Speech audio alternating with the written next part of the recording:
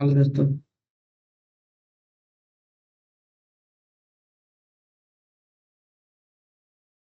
और दोस्तों, मैं रंजित कुमार आप सभी लोग का स्वागत करता है अपने यूट्यूब चैनल आर्टिफिशियल 392 पर। दोस्तों, मैं ज्योग्राफी पढ़ रहा था और ज्योग्राफी के सीरीज में आज फिर से हम आपका ज्योग्राफी का प्रीवियस ईयर का क्वेश्चन लेकर आए हैं आपके साथ। ठीक है। और प्रीवियस ईयर में वैसे क्वेश्चन को आज हमने कलेक्ट किया है जो कि आपका एसएससी के जो 2024 का जो सीजीएल का जो एग्जाम हुआ था उस पर पूछे गए थे। तो आइए हम लोग शानदार सेशन की शुरुआत करते हैं और जो सीजीएल में जो पूछे गए क्वेश्चन आपका उसको हम लोग डिस्कस करते हैं। ठीक है। तो चलिए शुरुआत करते हैं। आज का पहला क्वेश्चन है आपका। एक मिनट।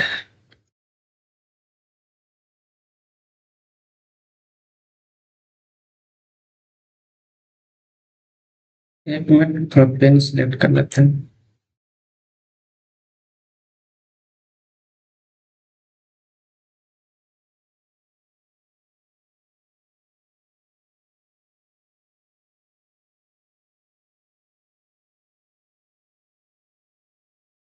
हम्म,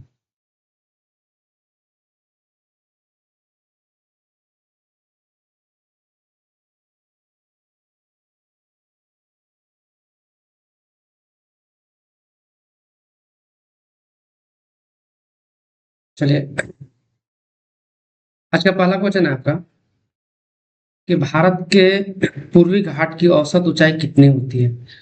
ठीक है। तो ऑप्शन है आपके पास 600 मीटर, 200 मीटर, 400 मीटर या 900 मीटर। एक क्वेश्चन आपका ऐसे सीपीओ में पूछा गया था आपका 2024 में आपका। तो भारत के पूर्वी घाट की औसत ऊंचाई कितनी होती है आपका, तो 600 मीटर। ठीक है, कितनी होती है आपका, 600 मीटर।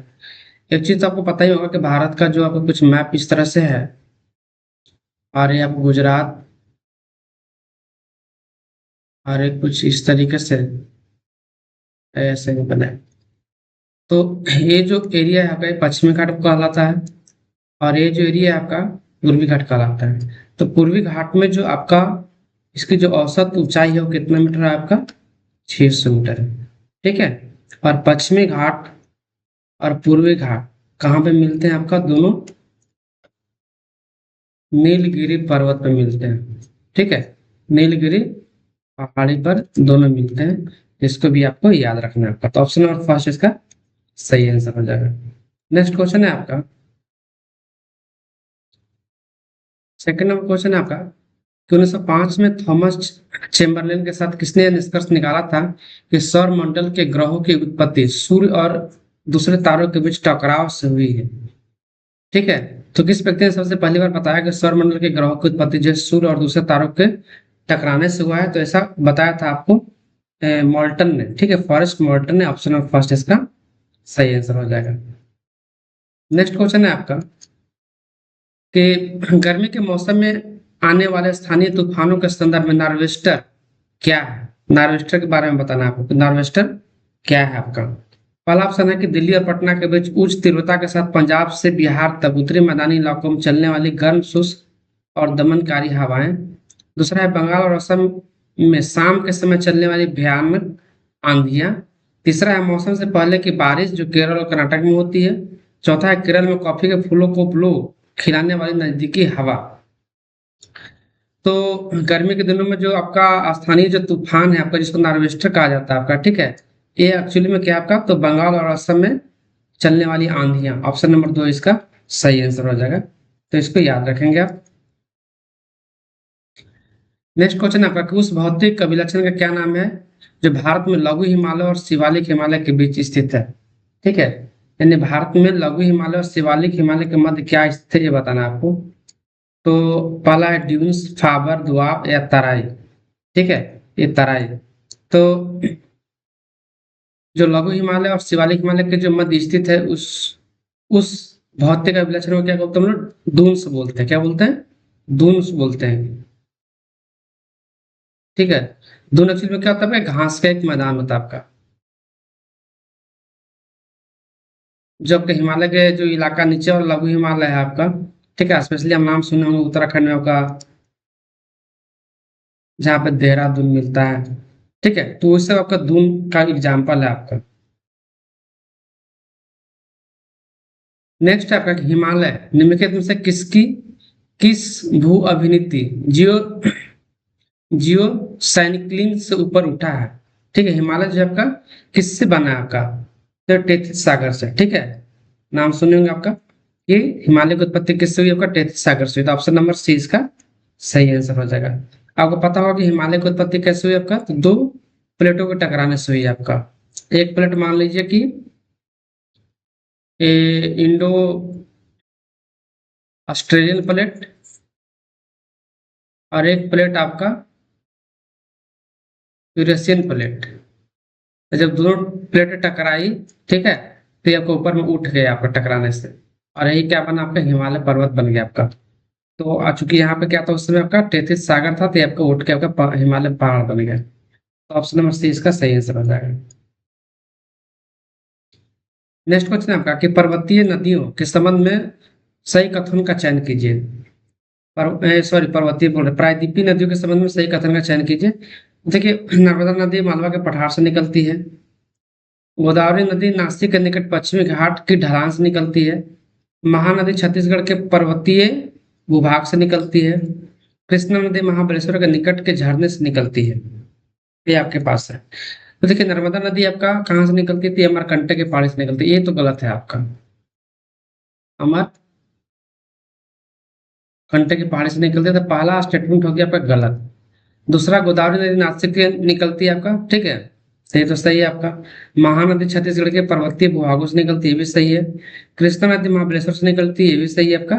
तो बी, सी और डी ये तीनों सही है, और ये आपका गलत है। तो ऑप्शन में देख लीजिए, ऑप्शन नंबर सी सही हो जाएगा, बी सी डी। चलो, नेक्स्ट क्वेश्चन आपका गंगा नदी से आपका आ गया आपका। कह रहा है कि गंगा नदी के बारे में लिखित में कौन सा कथन सही नहीं है, ये बताना है आपको। तो आप देख लीजिए कि भारत में गंगा नदी 2500 किलोमीटर लंबी है, और दुनिया में सबसे अधिक आबादी वाली नदी बेसिन है। पहला स्टेटमेंट ये है। दूसरा स्टेटमेंट है कि गंगा नदी और इसके नदी बेसिन बहुत सारे अद्भुत वन्य जीवन का समर्थन करते हैं, विशेष रूप से नदी डॉल्फिन, ऊदबिलाव, मीठे पानी के कछुए और घड़ियाल। तीसरा है, गंगा नदी हिमालय से बहती हुई बंगाल की खाड़ी तक जाती है, ये भी सही है। गंगा नदी का जलस्तर कभी भी मानसून और हिमालय की जलवायु स्थिति पर निर्भर मानसून और हिमालय की जलवायु पर निर्भर नहीं करता। तो देख लीजिए, ये पहला जो स्टेटमेंट ये भी सही है कि भारत में गंगा नदी लगभग अपना 2500 किलोमीटर लंबी है, और ये दुनिया के क्या आपका सबसे ज्यादा आबादी को आपका क्या करता है? आपका पोषित करता है, तो ये भी सही है आपका। तो ये भी सही हो गया। दूसरा है कि गंगा नदी और इसके नदी बेसिन बहुत सारे जीव इससे मिलते हैं, जैसे डॉल्फिन हो गया, बिलाव हो गया, कछुआ, घड़ियाल। तो ये भी सही है आपका। तो ए, बी और सी तो सही है। और गंगा नदी का जलस्तर कभी मानसून या हिमालय की जलवायु स्थिति पर निर्भर नहीं करते, गलत है। आपको ये पता है कि जब भी बारिश होती है, वर्षा के मौसम आती है, तो गंगा में क्या होता है? आपका पानी बढ़ जाता है, गंगा में बाढ़ भी आ जाता है। तो डिपेंड करती है आपका मौसम पर और हिमालय की जलवायु पर डिपेंड करती है गंगा नदी का फ्लो। तो ऑप्शन नंबर 4 इसका सही आंसर हो जाएगा, ये सही नहीं है। ठीक है, आंसर ये हो जाएगा डी। चलो, नेक्स्ट क्वेश्चन है आपका।